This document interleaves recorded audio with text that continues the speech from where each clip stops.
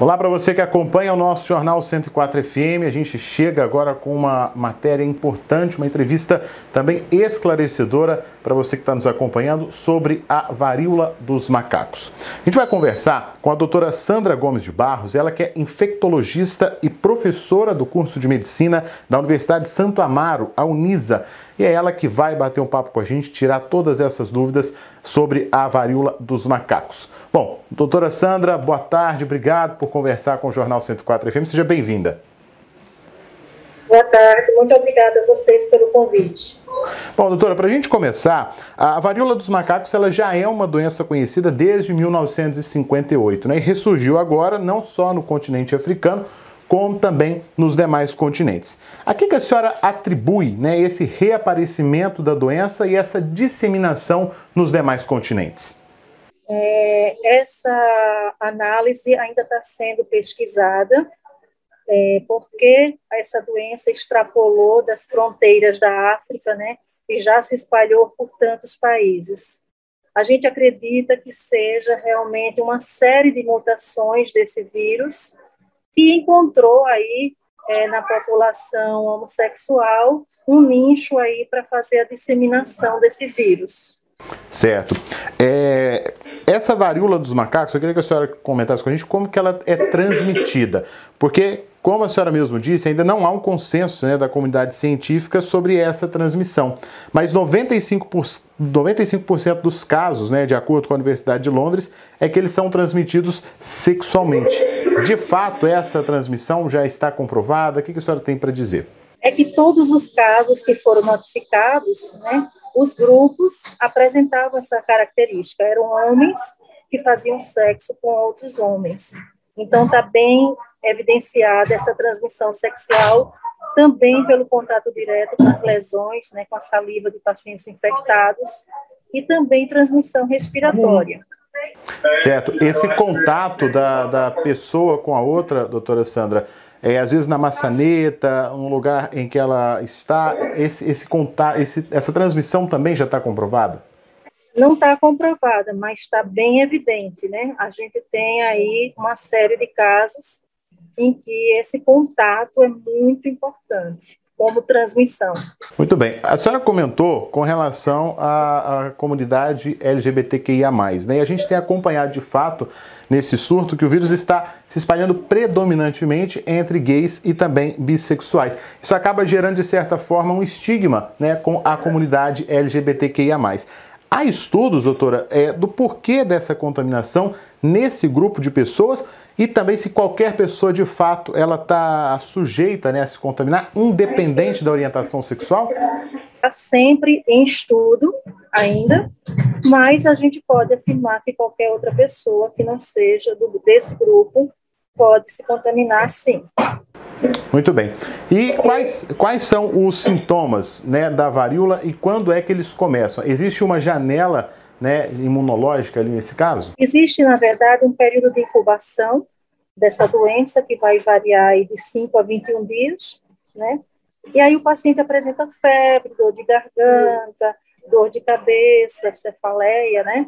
E aí começa a apresentar alguns inchaços nos gânglios, que a gente chama de adenomegalia, e as erupções cutâneas, que começam a aparecer em todo o corpo, tá? Certo. Essas erupções são após esse período que a senhora mencionou. Exatamente. Cerca de 3 dias depois do aparecimento da febre, as erupções cutâneas começam a aparecer. Muito bem. Bom, para você que está me acompanhando aqui no Jornal 104 FM, eu estou conversando com a doutora Sandra Gomes de Barros, que é infectologista e professora do curso de medicina da Universidade de Santo Amaro, a Unisa. Doutora Sandra, e como detectar a doença, então? Há exames e testes rápidos disponíveis para essa detecção? Infelizmente, está faltando, né, o exame, a gente não tem esse exame disponível para toda a população brasileira. O exame é através da técnica de PCR, né, além de um histórico clínico e exame clínico e diagnóstico clínico também, né. A Anvisa está recebendo esse mês alguns pedidos de registro de um kit para teste rápido, mas ainda não existe. Muito bem, então o exame é exclusivamente o PCR ainda. Exatamente. Muito bem. O Brasil hoje, doutora, tem mais de 2.000 casos confirmados da varíola dos macacos, segundo o Ministério da Saúde. São Paulo, por exemplo, é o estado com mais registros da doença. Nessa semana, o próprio Ministério da Saúde determinou um nível máximo de alerta para a doença aqui no Brasil. O que a senhora tem a dizer sobre os rumos da doença no território brasileiro? Nós podemos viver aí uma nova pandemia? A população deve ser informada, deve estar em alerta, né, porque realmente nós estamos tendo uma disseminação dessa virose de uma forma muito avançada, muito rápida, e a gente precisa estar alerta. É uma doença que não mata, né, mas deixa algumas pessoas bastante doentes. Certo. A senhora acredita que a varíola dos macacos pode gerar uma nova pandemia ou a gente está longe disso? Eu acho que é um alerta aí para uma pandemia, sim. A gente está com muitos casos disseminados no mundo inteiro.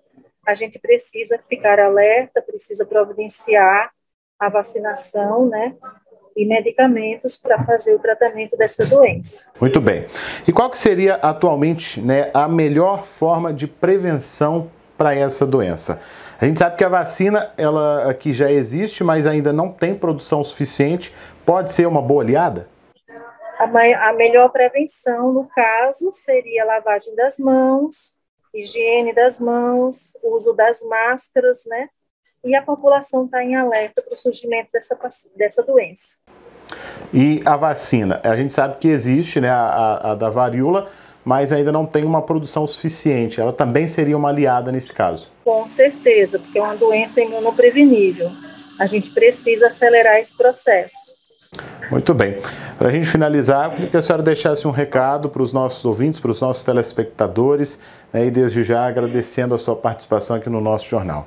Nós gostaríamos de enfatizar que estamos vivendo um momento difícil, né, porque acabamos de sair aí de uma pandemia da Covid e já tem um surgimento agora de uma nova doença. Então, que a população se informe, procure fazer seus exames, fazer suas rotinas laboratoriais, procure se cuidar, higienizar as mãos, manter o uso da máscara também, porque há uma disseminação respiratória.